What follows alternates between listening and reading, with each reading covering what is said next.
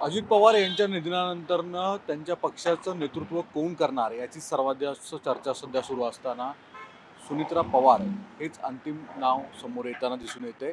सुनित्रा पवार यांना उपमुख्यमंत्रीपद तसंच पक्षाचे राष्ट्रीय अध्यक्ष करायचं असं जवळपास निश्चित होताना दिसतंय. राष्ट्रवादी काँग्रेसच्याच कोअर कमिटीच्या नेत्यांनी अशा स्वरूपाचा निर्णय घेतला. मुळात सुनित्रा पवार यांचीच निवड का, त्यांना राज्यात उपमुख्यमंत्रीपद देणं, राष्ट्रीय अध्यक्ष करणं या मागची नेमकी भूमिका काय आणि NCPचं एकत्रीकरणाचं पुढे भविष्यात होणार काय आणि पार्थ पवार यांचं राजकीय पुनर्वसन राज्यसभेत होणार का या संदर्भातच आज मी आपणास सांगणार आहे. NCP पार्टीतल्या इन्सायडर माहिती. नमस्कार, मी सागर कुलकर्णी, NDTV डिजिटलमध्ये आपलं स्वागत आहे. प्रामुख्याने अजित पवारांच्या निधनानंतरनं सर्वांना जवळपास वाटत होतं की एक आठवडाभर सगळं काही शांतता होईल आणि मग राजकीय वादळ सुरू होईल की राष्ट्रवादीचं होणार काय, राष्ट्रवादीचं नेतृत्व कोणाला होईल. पण त्याच्या आधीच म्हणजे अजित पवारांना पार्थिवाचा अंत्यसंस्कार केल्यानंतरनं तिथून निघताना राष्ट्रवादीचे कोअर कमिटीचे काही नेते हे सुनित्रा पवारांना भेटले आणि त्यांनी तिथे भूमिका मांडली की सुनित्रा पवार यांनीच नेतृत्व करावं. अर्थात त्याला कुठेतरी सकारात्मक प्रतिसाद मिळाल्यानंतरच त्यांनी थेट काल रात्री मुख्यमंत्री देवेंद्र फडणवीसांची वर्षा या निवासस्थानी भेट घेतली असं समजतं. यामध्ये सुनील तटकरे, प्रफुल्ल पटेल, धनंजय मुंडे हे प्रमुख नेते होते, छगन भुजबळ होते आणि या भेटीच्या दरम्यान त्यांनी भूमिका मांडली की राष्ट्रवादीचं नेतृत्व हे NDAचा अलायन्स घटक पक्ष म्हणून नेतृत्व भविष्यात करताना अजित पवारांच्या पर्याय नंतरनं नाव येतं ते फक्त सुनित्रा पवारांचं आणि आमच्या कोअर कमिटीचा निर्णय झालेला आहे की सुनित्रा पवार यांनीच राष्ट्रीय अध्यक्ष CLP आणि मुख्यमंत्रीपद घ्यावं. अर्थात मुख्यमंत्री यांनी या संदर्भात आपण पवार परिवारांशी आणि सुनित्रा पवारांशी चर्चा करून अंतिम निर्णय कळवावा आणि त्यानंतर भूमिका घेऊ असं स्वरूपाचं मत मांडल्याचं समजतं. आणि मग नंतर दुसरा दिवस उजाडतो. आज दुपारी साधारणतः एक 11-11:30च्या आसपास छगन भुजबळ यांनी मुख्यमंत्र्यांची नियोजित वेळ मागितली. त्यानंतरनं मुख्यमंत्र्यांकडे भेटीला छगन भुजबळ, सुनील तटकरे, प्रफुल्ल पटेल, धनंजय मुंडे पोहोचले आणि या सगळ्या नेत्यांनी भूमिका मांडत तात्काळ पुढच्या काही दिवसांमध्येच म्हणजे अवघ्या 48 तासाच्या आतच पुढे सुनित्रा पवार यांचं नाव अंतिम आहे असं सांगून शपथविधी लवकर करावा अशा स्वरूपाची भूमिका मांडली. अर्थात या संदर्भात दिल्लीशी पक्षश्रेष्ठींशी चर्चा करू आपण आणि त्यानंतर तुमचा अंतिम निर्णय सुनित्रा पवारांच्या माध्यमातून कळवावा असा निरोप मुख्यमंत्र्यांनी दिल्याचं समजतं. नंतर काही तासांच्या कालावधीत घडामोडीत सुनील तटकरे राष्ट्रवादी प्रदेशच्या कार्यालयात येतात आणि त्यानंतर ते प्रतिक्रिया देतात की याबाबत काही घडामोडी घडतील पण लगेच काही होईल असं नाही. या प्रफुल्ल पटेल दुसरीकडे सांगतात की सुनित्रा पवार यांना उपमुख्यमंत्रीपद किंवा CLP करायला आमच्या सर्व आमदारांचं मत आहे आणि त्यानंतरनं तशा स्वरूपाच्या घडामोडी घडतील पण त्याला थोडासा वेळ द्यावा लागेल. अर्थात या दोघांच्याही प्रतिक्रियेच्या दरम्यान छगन भुजबळांची प्रतिक्रिया मात्र येते की पुढच्या 24 तासामध्येच सुनित्रा पवार हे शपथ घेतील, CLP म्हणून त्यांची नियुक्ती केली जाईल आणि सर्व आमदारांची या संदर्भात बैठक बोलवण्यात येते. या वेगवेगळ्या प्रतिक्रिया का आल्या? राष्ट्रवादी काँग्रेसच्या नेत्यांच्या मतं माध्यमांसमोर मांडताना एकमत का नव्हतं याची चर्चा सुरू झाली.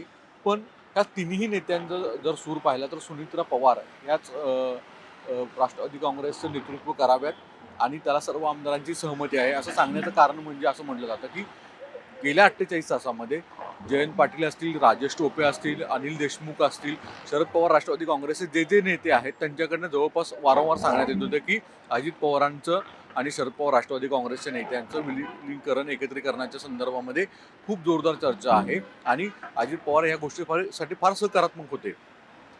दुसरीकडे या सगळ्या शरद पवार राष्ट्रवादी काँग्रेसच्या नेत्यांच्याच भूमिकेला अजित पवार राष्ट्रवादी काँग्रेसमधल्या काही नेत्यांचा विरोध आहे. विशेषतः छगन भुजबळ असतील, धनंजय मुंडे असतील, प्रफुल्ल पटेल असतील, सुनील तटकरे असतील, हसन मुश्रीफ असतील असं म्हटलं जातं आणि त्यामुळेच कदाचित त्यांनी तत्परतेने एकत्रीकरण होईल त्यावेळेस होईल पण त्याच्या आधी सुनित्रा पवारांना CLP म्हणून नियुक्त करणं, त्यांचं म्हणजे उपमुख्यमंत्रीपद जे अजित पवारांच्या निधनानंतरनं रिक्त झाले ते तात्काळ तिथे नियुक्ती होणं हे फार गरजेचं आहे असं वाटलं आणि त्यासाठी मोठ्या हालचाली झाल्या.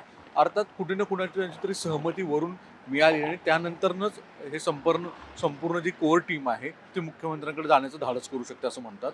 कारण की या सगळ्या घडामोडी घडून नाही अजून 3-4 दिवस होत आहेत, त्याच्या आधीच ह्या सगळ्या घडामोडी घडत आहेत तर कुठे ना कुठेतरी ह्याला अंतर्गत कुणाचा तरी पाठिंबा आहे आणि मग त्याच्यानंतर सुनीत्रा पवारांचं नाव आणलं जातं आणि त्यांची सहमती असल्याशिवाय होऊ शकत नाही, असा एक सूर आहे. दुसरीकडे कुठे ना कुठेतरी शरद पवार आणि किंवा पवार परिवार हा सगळा जर सक्रिय झाला तर सुप्रिया सुळे असोत, जयंत पाटील असोत किंवा रोहित पवार असोल, अशी नेते काही अजून परत ॲक्टिव्ह झाले आणि मग अजित पवारांबरोबर जे साथ देणारे त्यांचे जुने सहकारी आहेत त्यांची राजकीय अडचण होण्याची शक्यता नाकारता येत नाही आहे. यामुळेच कदाचित सुनेत्रा पवारांचं नाव इतक्या आग्रही स्वरूपामध्ये लवकर घेऊन पुढे लगेच आमदारांची बैठक बोलवण्याच्या बातम्या समोर येणं आणि त्या लवकर त्यांची नियुक्ती करावी अशा स्वरूपाची भूमिका घेणं असं म्हटलं जातं. यामुळेच कुठे ना कुठेतरी आता चर्चा सुरू झाली आहे, ती म्हणजे राष्ट्रवादीमध्ये सुद्धा अंतर्गत कुठे धुसफूस आहे का?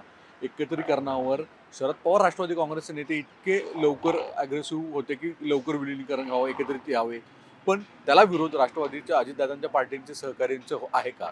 आणि यामुळे सुनेत्रा पवारांची तात्काळ नियुक्ती केली जाते. सुनेत्रा पवारांकडे राष्ट्रीय अध्यक्ष आणि दुसरं उपमुख्यमंत्रीपद जे अजित पवारांकडे हे दोन्ही पदं होती ही दिली जातील. कार्याध्यक्ष म्हणून प्रफुल्ल पटेल हेच कार्यरत राहतील आणि तिसरा मुद्दा म्हणजे सुनीत्र पवार यांच्याकडे विद्यमान राज्यसभा जे आहे ते पार्थ पवारांना मिळेल. यातून दिल्लीच्या राजकारणामध्ये पार्थ पवार हे कमी वयामध्ये सक्रिय राहतील. दिल्लीमधले त्यांचे आधी म्हणजे असं म्हटलं जातं की ज्यावेळेस अजित पवार हे शरद पवारांची साथ सोडून ते भाजपाबरोबर येणार होते त्यावेळेस पार्थ पवार सुद्धा दिल्लीच्या राजकारणामध्ये अनेक नेत्यांची गाठीभेटी करत होते. भाजपातल्या अनेक नेत्यांशी चर्चा करत होते, पण त्याची कुणालाही थांगपत्ता माहिती नव्हती.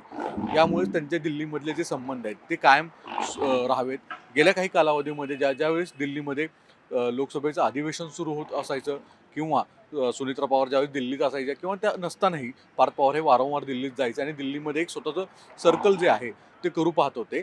जसं शरद पवारांच्या नंतर सुप्रिया सुळेंनी एक स्वतःचं वेगळं सर्कल केलेलं आहे. दिल्ली सर्कलमध्ये एक स्वतःची कनेक्टिव्हिटी जी असते ती वाढवलेली आहे आणि दिल्लीच्या राजकारणामध्ये हे फार गरजेचं असतं असं म्हटलं जातं. तेच काम पार्थ पवार यांच्याकडे काही दिवसात आहे. त्यामुळे पार्थ पवारांना भविष्यामध्ये राज्यसभेच्याच माध्यमातून अशा स्वरूपाचं काम करावं असं एक मत त्यांच्या पूर्ण कोअर टीममधनं आहे. यामुळे एक गोष्ट होणार आहे की अजित पवारांच्या उपस्थितीनंतरनं ज्यावेळेस जे महत्त्वाची पदं आहेत तीच कोअर टीमला जे व्यक्ती हवेत त्यांच्याकडे दिली जातील. भविष्यामध्ये दोन्ही राष्ट्रवादी काँग्रेसचे भलेही एकत्रीकरण झालं तरी उपमुख्यमंत्री पदावर सुनीत्रा पवार राहतील. राष्ट्रवादी मूळ घड्याळ जे ज्यांच्याकडे चिन्ह आहे त्याचे अध्यक्ष म्हणून सुनीत्रा पवारच राहतील आणि सुनीत्रा पवारांच्या जागी जी रिक्त जागा होणार आहे राज्यसभेची तिथे देखील पार्थ पवार यांचं पुनर्वसन होईल. मग बारामतीचं सुद्धा कालांतराने पोटनिवडणूक जी लागेल तिथे सुद्धा सुनीत्रा पवार ह्याच उमेदवार असतील आणि अर्थात अजित पवारांचं जे परिवार आहे तोच तिथला मुख्य दावेदार राहील असं म्हटलं जातं. या सगळ्या गोष्टींच्या मागे पुढे स्वतः शरद पवारांसारखे नेते ज्यावेळेस पवार परिवाराची मिटिंग करतील आणि त्यामध्ये मग नेमकं कुणाचा सेस घ्यायचा, कुणाला काय आदेश द्यायचे ते किती महत्त्वाचे राहतील, सुनेत्रा पवार किती ऐकतील किंवा सुप्रिया सुळेंना भविष्यामध्ये काय होऊ शकतं. जर एकत्रीकरण झालं तर जयंत पाटील, रोहित पवार यांचं राजकीय कॅबिनेटमध्ये येऊ शकतात का, अशी चर्चा खूप जोरदार सुरू आहे. पण आत्ता जी इन्फॉर्मेशन मिळते त्यानुसार जयंत पाटील यांची कदाचित एकत्रीकरणानंतर त्यांना कॅबिनेट मंत्रिपद दिलं जाऊ शकतं. सध्या राष्ट्रवादीकडे जे वित्त खातं आहे ते भविष्यामध्ये कदाचित भाजप स्वतःकडे घेईल असं म्हणतात आणि त्या बदल्यामध्ये सार्वजनिक बांधकाम, ऊर्जा किंवा इरिगेशन यापैकी एक चांगलं हेवी खातं अजित पवार राष्ट्रवादी काँग्रेसला दिलं जाईल आणि त्यापैकी एक खातं सुनीत्रा पवारांकडे राहील, चांगलं एक्साईजसारखं खातं राहील आणि क्रीडासारख्या खात्यामध्ये कदाचित अजून एक नवीन कॅबिनेट मंत्र्यांना संधी दिली जाऊ शकते असं म्हटलं जातं. यामुळे कुठे ना कुठेतरी महाराष्ट्राच्या राजकारणामध्ये अजितदादांच्या नंतरचा जो दुसरा भाग सुरू होतोय, जो दुसरा अंक सुरू होतोय त्याच्यामध्ये राष्ट्रवादीचं अस्तित्व पुढे काय असणार आहे, राष्ट्रवादीचे नेतृत्व सुनीत्रा पवारांकडे दिल्यानंतरनं त्या कशा पद्धतीने हाताळू शकतात असे अनेक प्रश्न उपस्थित होणार आहेत. आणि मग बारामती नेमकी कुणाची, या बारामतीचं नेतृत्व कोण करणार आणि अजितदादांचा वारसा जो त्यांचं परिवार म्हणून त्यांना ज्यांना कुणाला संधी मिळेल ते तितकेच अजित पवारांनी इतके सक्षम पद्धतीने निभावणार का? कारण की आव्हानं खूप मोठी आहेत. मित्रपक्ष असणारा भाजप एका बाजूला मित्रपक्ष जरी असला तरी भविष्यामध्ये त्याच्यासमोर स्वतःचा पक्ष टिकवणं, तितकेच आमदार जिंकून आणणं आणि तितकी मेहनत घेणं असं चॅलेंज मोठं असणार आहे. त्याचवेळी आत्ता अजितदादांच्या त्यांच्या कार्यपद्धतीमुळे, त्यांच्या धमाकेदार भूमिकेमुळे त्यांच्या पाठीशी जे आमदार आहेत ते भविष्यात राहतील का, असे अनेक प्रश्न उपस्थित राहणार आहेत. कारण की 2029चा कार्यकाळ आहे आणि 29पर्यंत महाराष्ट्रामधून अनेक राजकीय घडामोडी घडू शकतात. त्यामुळे तुर्तास तरी अजित पवारांचं दायित्व जे असणार आहे, तो उत्तराधिकारी असणार आहे, ते सुनीत्रा पवार असेल, हे जवळपास आत्ता स्पष्ट होताना दिसतंय. पार्थ पवार यांचंही राजकीय पुनर्वसन राज्यसभेवरती त्यांना संधी मिळण्याची शक्यता नाकारता येत नाही आहे. पण या सगळ्या घडामोडीमुळे त्याचे पडसादसुद्धा भविष्यामध्ये उमटणार हे निश्चित आहे. तूर्तास इतकंच. धन्यवाद.